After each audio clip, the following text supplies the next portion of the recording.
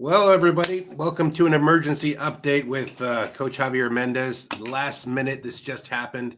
Arman Tsarukyan fell out of the fight due to supposedly a back injury. I'd heard rumors about staph on the internet going around, but you never know about those. Did this just happen? Like, how long ago did you just find this out, Javier? Well, I do my normal. I'm sleeping, so I don't know what the hell's going on to find a weight cut. I was there last night. All three of my guys look great. Islam looked great. Umar looked great, and Tahir were on point. So Khabib handles it all. So Khabib's like they're good, coach. They're on point. So I went there, and then I couldn't sleep last night. So I was gonna go in the morning. Man, I didn't sleep one wink. Like, so I look at my hair. I'm like, shit. Now, I'm trying, like, I got the exciting hair too, so I was always ready to match you. Yeah, so I couldn't get no sleep, and then I'm like, someone sent me a thing that Red Corner released it that Armin's out, some kind of injury, and but I read before that he was he hasn't been on the scale, and I'm going, oh, I hope, well, man, he's struggling with the weight. That's what I'm thinking. So who knows? You never know. That guy. The bottom line is we're not fighting him. I think we're going to fight Moicano. I think. I'm not sure. Let the UFC announce it. They'll tell us who we're fighting. But they should have a replacement. They always do. But I'm just thinking him because he's the likely candidate. That's what they're saying is Moicano. Yeah. So what do you think about Moicano as an opponent? Well, I have never seen him fight. I have to look at him fight. I don't. He's tough. Yeah, he's a dark horse coming up. Different situations. Pardon me? What's his record? His record right now is like 20-5, I think. It's actually 25-1. Very experienced and high level experience. So yeah, it's a fight. But it's like Benoit Saint Denis, that really aggressive French guy that everyone was worried about coming. The one that gets tired. Right. He beat him Benoit. The one that gets tired? Yeah, he get tired because supposedly staph, but his other fights he looked more active. I don't know. Maybe he get tired in this fight too. I got to rewatch it, but he knocked him out in the second round. Wow. So he went decision with Drew Dober, 3 rounds. He submitted Brad Riddell, and let's see. It says unanimous decision loss. Renato Rafael dos Anjos. Okay. Yeah. And then who else has he lost to? Rafael Fiziev by a KO. Okay. Fiziev's good. He's a good striker. Yeah, so kind of giving you some ideas there, and you're like, oh, well, we got a Brazilian guy, so we're looking at Brazilian jiu-jitsu. This guy likes to be crafty with his striking. He likes to, play around. Yeah, I mean, well, he's pound for pound number one. Islam can change whatever he needs to do. So even if you don't tell me who the opponent is, we can change him. I've said it many, many a times. It's easy to change him. So he's ready for whoever. I feel bad for Arman because he's training so hard and, he's out, but as far as who we're ready for whoever was going to step in. That was it, and it just happens to be Moicano now, or maybe Moicano, not for sure. Did the UFC announce it yet? Let me double check on that. Okay, so I'll give you the update as we're talking. UFC 311 news, Arman. Okay, so breaking UFC 311 gets new main event. This is MMA Mania after Arman withdraws, and then that's not UFC though. That's MMA Mania, right? Okay, I'm not saying it's not going to happen, but I'm just saying until the UFC officially puts it out there, I'm not going. Because we've done this before. So let's see if this thing with Dana he's announcing it. Hang on. If Dana announces it, okay, it's legit. Let's share screen and see if this is him announcing it. Hang on 1 second. Let's see if I can pull this up.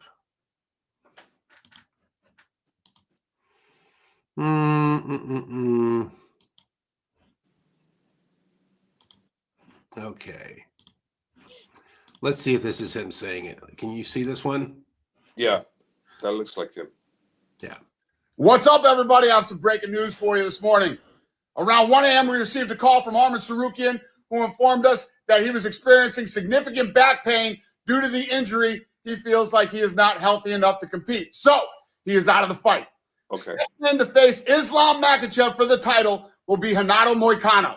Moicano's been on a tear since moving up to 155 pounds and currently holds the longest active win streak amongst all fighters in the top 10 of the lightweight division. He's won 6 of his last 7 fights, including his last 4 in a row, with 3 of those coming by finish. The guy is an absolute savage, and every fight he's in is a war. He weighed in on championship weight to be prepared as the backup in case something happened. And when we spoke to him this morning, I can tell you he wants this fight. And when I called Islam, Islam said, brother, I am the champion. I don't care who it is. I will fight anyone. Ladies and gentlemen, the pound-for-pound #1 fighter in the world, Islam Makachev, versus Renato Moicano for the lightweight title. Live tomorrow night from the Intuit Dome in Los Angeles, California. I will see you there. Wow, we get our answer. It's legit. Yeah, it's legit.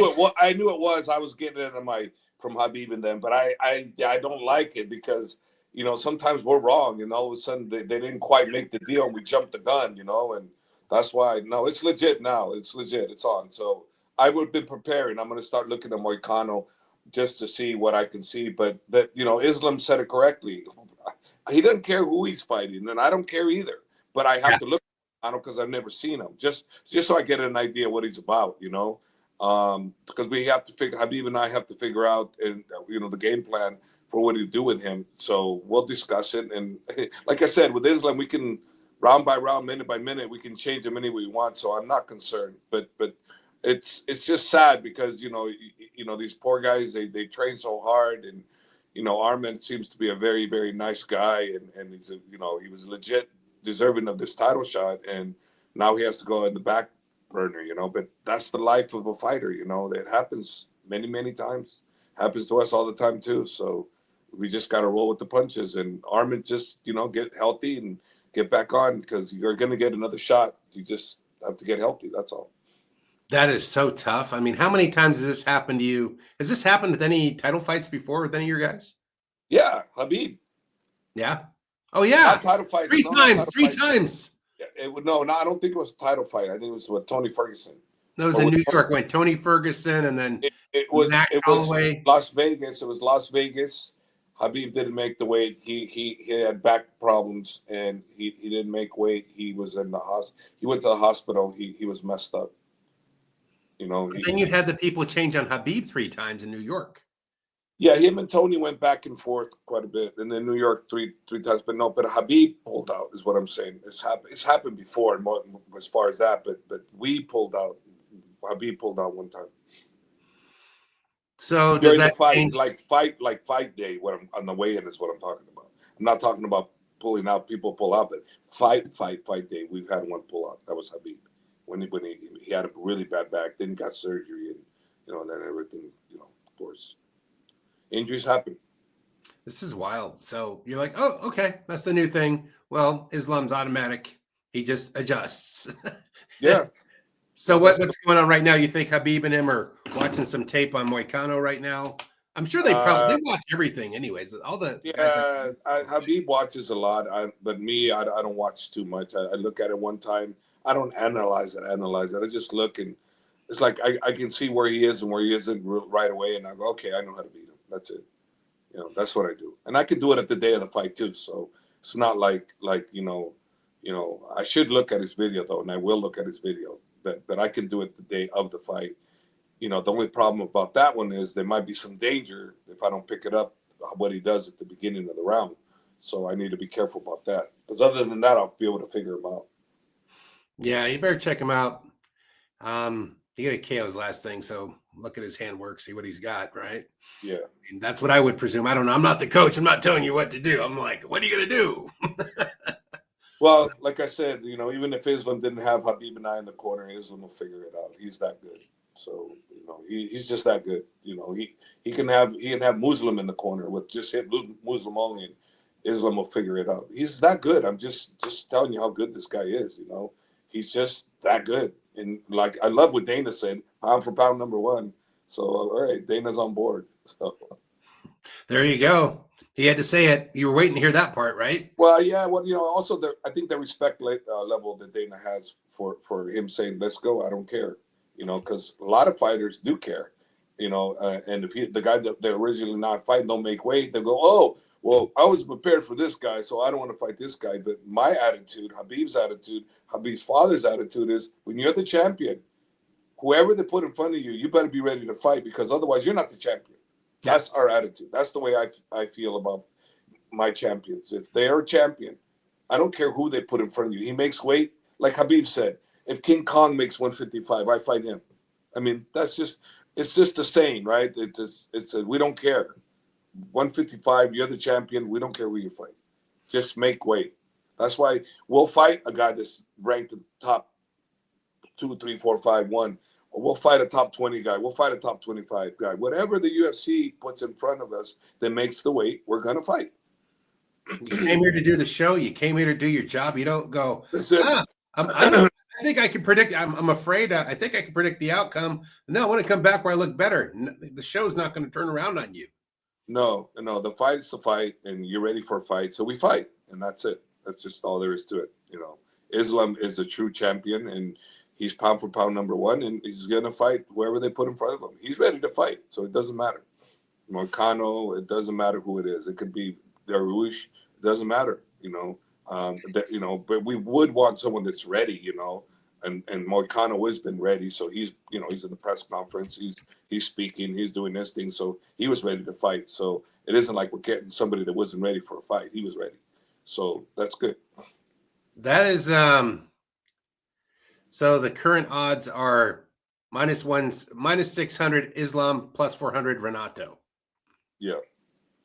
So, well, that's what the bookies are saying. We don't care about the bookies either, because you're just like, oh, that's Islam. He just does his job and he wins. So there we go. Well, we have to respect Moicano because he's a world-class competitor, and he, him taking the fight, it just means he's hungry. So you got it. That's off to him. Yeah, he's very dangerous. All these guys are very dangerous. You can't just take it like he is dangerous. I'm not denying that at all. Yeah. He is so hungry. He wants the money, wants to make a name. So it's regardless of skills, his personality, the way he came off in the presser, he wants that, he is thirsty for it, that level above beyond the fighting. You know what I mean? Yeah. So now this is going to be a cool opportunity, but unfortunately you don't have all those Armenian people. Maybe they'll switch over to Islam's side. For this fight, as far as cheer, I'm sure they bought their tickets. I'm sure they're not going to back up, Yeah, they're going to be very upset. To have your guy, you come rooting for your guy, you're the hometown, he's the hometown favorite, and all these people that are coming to see him, the thousands and thousands of people that come to see him don't get to see him. Man, it's like, that sucks. For them, I feel for them, but they're going to see some great fights. So they're going to be entertained. They're just not going to get to see the individual that they wanted to see go with Islam, but they're still going to be entertained. It's still going to be great, great, great fights. Still one of the best cards they might have this year. Yeah, I think it's going to be a great fight. I don't think it's a turnoff having Renato, this hungry, wild dark horse. That makes it even more intriguing in a way, because based on the press conference, nothing against Arman. He was just chill. He was so chill, there wasn't any hype. Now, of course, the guy that's never been the hype guy, you've got young Eagle over there talking with Marab, and the fireworks are going off. It might as well be, Conor and Khabib going at it. You know what I mean? Well, you notice how Umar's English lessons have gotten better? Oh, yeah. He's like, I got some stuff to say. Where's my English book? He's getting pretty good. He's been good. All the guys are getting pretty good. The only problem is they don't teach me any Russian. Oh, yeah? Привет. That's all you need to know. No, I need to. They won't teach me. I know how it is. My wife's like, there's too many conjugations for you to get it. I'm like, whatever. I know just don't want me to know their secrets. Yeah. Like, cool. They got some secrets. I always wonder what they're talking about. They're probably like, let's sneak out and get ice cream and don't tell coach we're trying to keep him on that, diet, whatever. They don't do that stuff. They're very disciplined, these guys. They're what they're doing like clockwork. They're not mischievous in any way. They're very disciplined, very, very structured, They're just, I love them. I love all my guys. They're just incredible guys. How was your arrival to LA? Did you see any of the smoke, any of the fires in the background? No, I haven't seen anything. I'm in the 61st floor on the Intercontinental on Wilshire, and they said that the fire's somewhere to the left of me, and I look and I don't see it. I mean, that fires are big. Don't get me wrong, but from where I'm at, it's too far away. That's nice. So you're over by Beverly Hills. Yes. Nice. We're in Beverly Hills, basically. You are in Beverly Hills. Yeah, pretty much. Right? Yeah, pretty much. It's very nice here. Very, very, very. It's beautiful, actually. This hotel, Intercontinental, is very nice. Well, you see why I like to go down to LA. I go a little south of there, and I love that vibe, man. There's just something about it. I came to California. It's huge over here. LA's monsters. Right? Like the Bay Area is different than what people expect from California. I think LA portrays it on all the TV and the movies, and what we have in the Bay Area is so different. But yeah. Any other exciting footnotes or anything to add since you've come here on this tour and you're just about to have this fight? Or you need sleep today? Is that the goal? Sleep. I have no sleep. I mean, you could tell I'm just like, but I can't sleep now. It's too late. So I'm trying to get people to come and meet friends and whatnot, and then we'll see what's going to go on. I mean, it's meeting people for coffee all day. I don't know if I want to have coffee because right. That's going to make it worse. I don't know why I couldn't sleep. I took 2 Xanax too. And that's shit. Was your mind calculating, or were you at the presser? No, I don't hardly ever go to those things. I wasn't there at all. I wouldn't go to any press conference, any of the weight cuts. I mean, I was at the weight cut last night, to check up on them, and I wanted to go this morning, but man, I couldn't sleep at all. I had no sleep. So then I did get like 1 hour sleep, and I woke up at 9, and I looked, and my guys already made weight. So I'm going, okay, well, there's no need for me to, when you're around my guys, there's a whole tribe with them.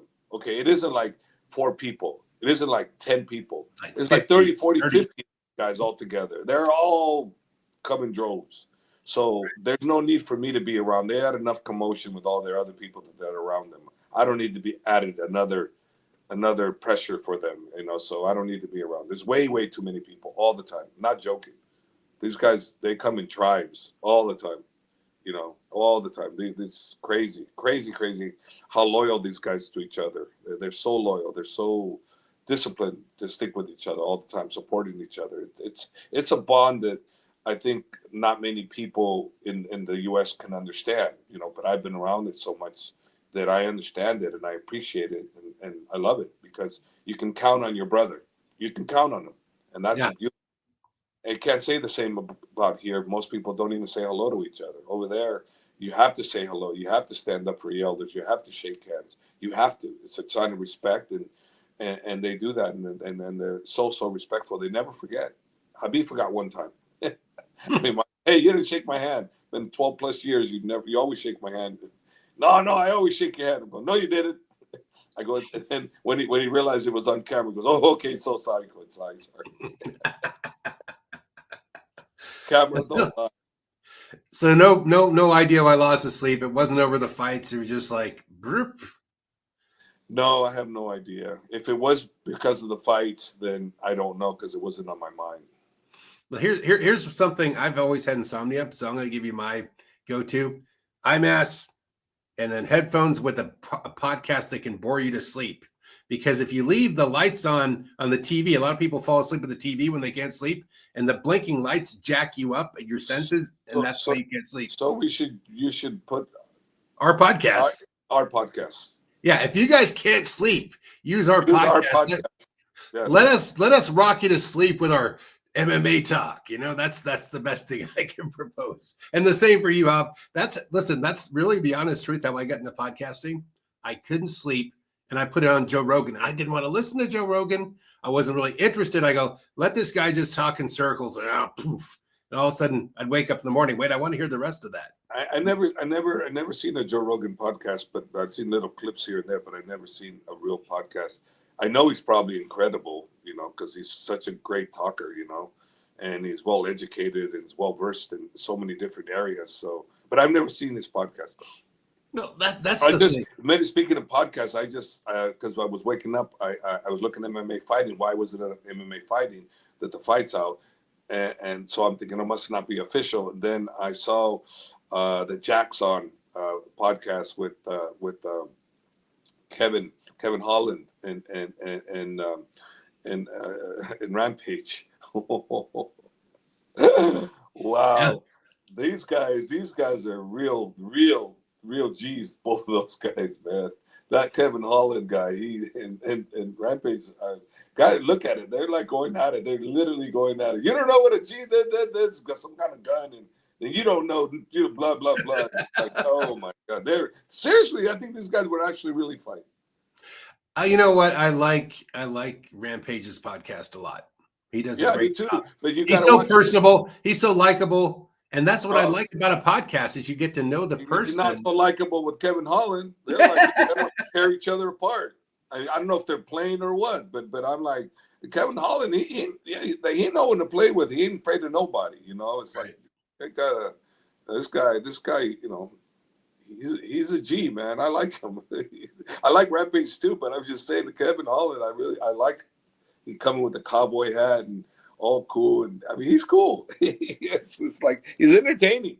They had the hookup this week. Jackson had Arman training at their studio because they have a studio with a warehouse, kind of like Right. the studio we got in Newport Beach.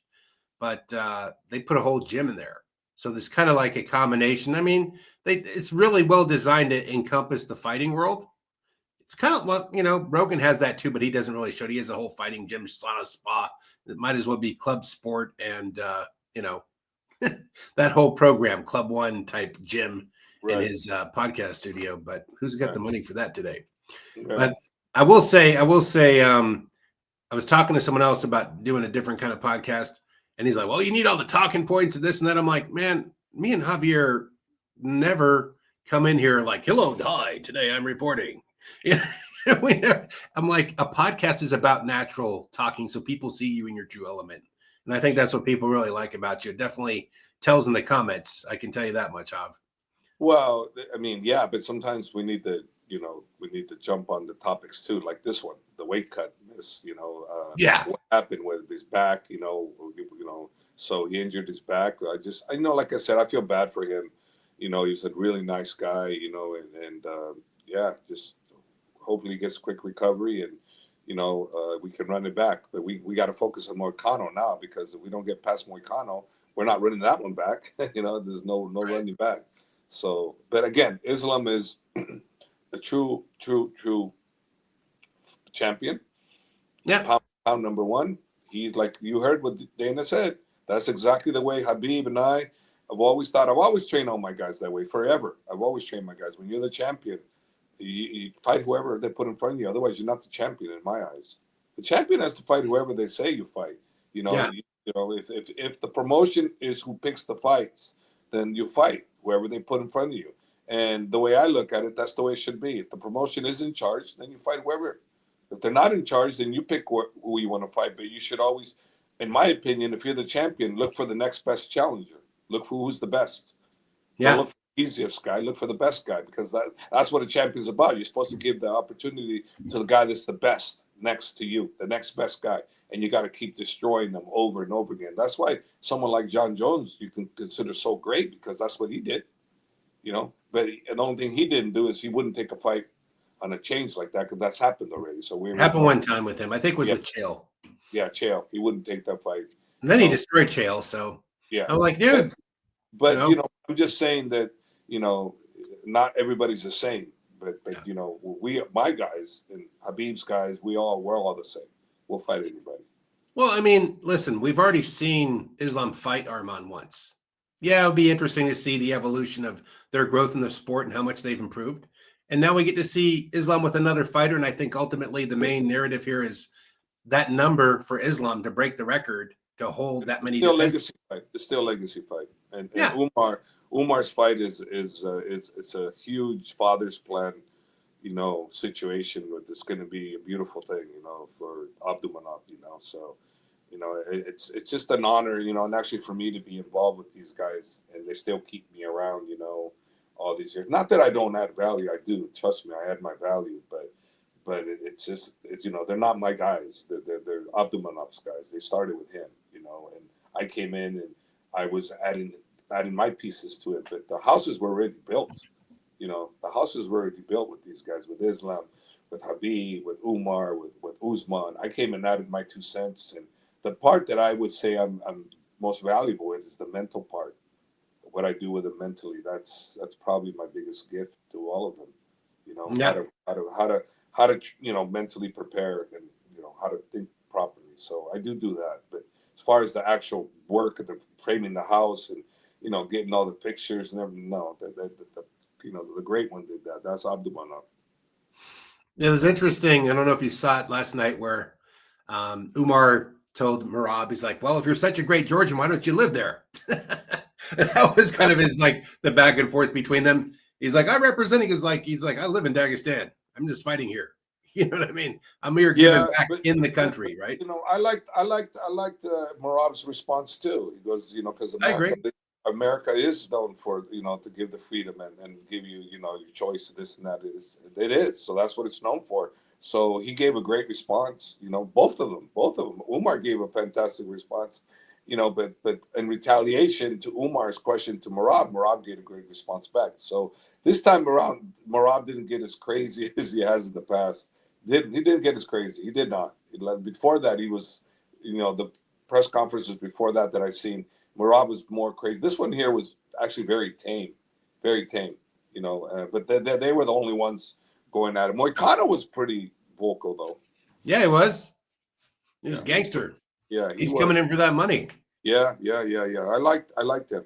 So he's coming. He's coming. So we easily have the same kind of dangerous opponent as Arman. To be honest with you, because these guys are that close to each other. As far as competitor wise. So well, look what happened with Oliveira. Didn't Oliveira and Arman? It was a close fight, right? Split decision, or was it a really close fight that Arman won? But was it a split decision or was it a clear Arman win? Say that one again. I'm sorry. Was it a clear Arman win against Oliveira, the champion? I watched that one. You didn't see that one? Oh, geez. Oliveira almost tapped him. Yeah. Oliveira had him wrapped up at the end. He was getting the better of him. Very close. Now, there was some times where Arman was dominating Charles, but he wasn't finishing Charles. So did you finish Charles? No. Did Islam? Yes. Did Charles on the ground give you more problems? Yeah, with his submissions. He was like, he had him in the chokehold at one point. Right. So it was pretty close. It wasn't like an easy head pop either. So that's what I'm recalling from my memory. So I would say that Islam heads and tails above Arman against a very dangerous opponent, Charles Oliveira. Yeah. Mm-hmm. So that's what I was looking at this fight. I was going, oh, here's what's going to happen. Where his weaknesses are, Islam already knows, and that's where Islam's advantages are. So I could see his submission skills being the superior in the two. Right. That's what I thought. And listen, he throws hard punches, but it's not like Islam likes to put his head forward and just eat punches. No. Islam's an extremely intelligent fighter. He's very. He's well coached. He's disciplined. He's strict on what he needs to do. This guy is going down as one of the greatest. He's going to be up there. He's going to be up with John Jones, the DCs, the Khabibs, the GSPs, the BJ Penns. He's going to be in that category. The Anderson Silvas. That's going to be Islam Makachev too. He's going to be right in there with all those guys. Do you know Islam's reach offhand? No. Let's see. Reach. Let me see. Because Moicano is 72 inches. So he's got a 2-inch reach advantage, I guess, on Islam. He's 5'11". Yeah, Islam's like 5'10", 5'10 and a half. Maybe it is 5'11 too. Maybe they're the same. It is 5'11", yeah. Yeah. But this guy, I think, has lost twice against Fiziev. So that shows you a comparable kind of Eastern Bloc type fighting style. Well, if he's more of a Thai boxer, real strong Thai boxer, he's really, really tough, man. He's a badass striker. So Moicano lost to him on striking. I could see that. So Moicano, I have to watch his fights. I can't.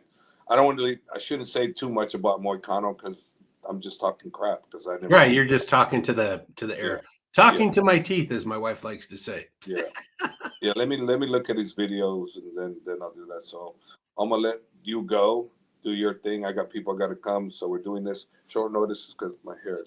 Thank you so much, Hav. I got the exclusive for our channel. Like and subscribe, everybody. Yeah. We're loving the interaction, and thanks for watching us.